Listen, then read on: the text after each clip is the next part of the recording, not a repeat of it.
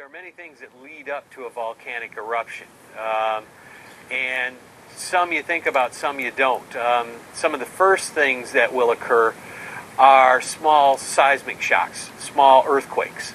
And you get the small earthquakes from lava, or more specifically magma, because it's below the surface, moving around. And as that moves around, that will generate some shock waves out. Now, most of these are not detectable by humans. You can't feel them. Occasionally you can, but most of the time you can't. But by sensitive instruments, seismographs and so on, you can pick them up. Then you'll also get things like ground swelling.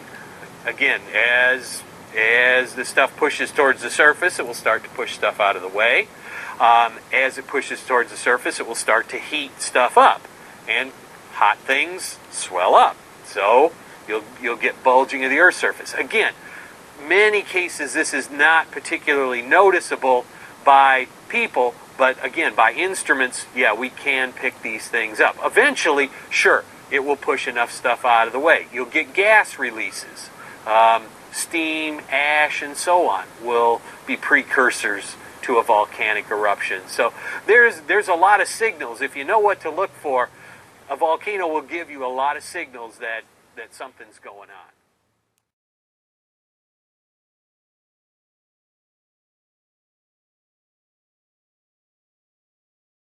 As far as what's going on, first of all, you've got to generate the magma. And again, if you look, there are certain areas where you're going to get magma being generated. Typically at plate boundaries, where you have one plate rubbing against another, and what you're going to get there is just frictional heating.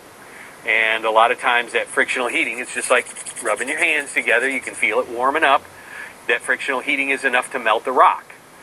Other places you can get it is any areas down deep below the surface where you may have a concentration of radioactive materials, particularly things like uranium, because as uranium breaks down, it gives off heat.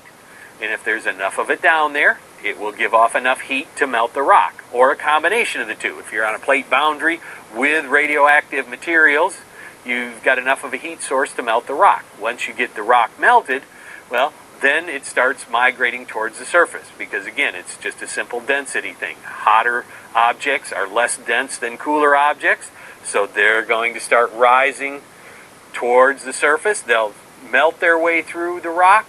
They'll percolate along cracks and crannies and nooks and anything else, any way they can make their way up, and eventually they'll come towards the surface. It's the path of least resistance, just like water moving, and they will move towards the surface until they get to a place where the pressure and the temperature can equalize. Now sometimes that's below the surface and you never have an eruption. You'll just have cooling and crystallization below the surface, and other times it will continue to move on until it hits the Earth's surface.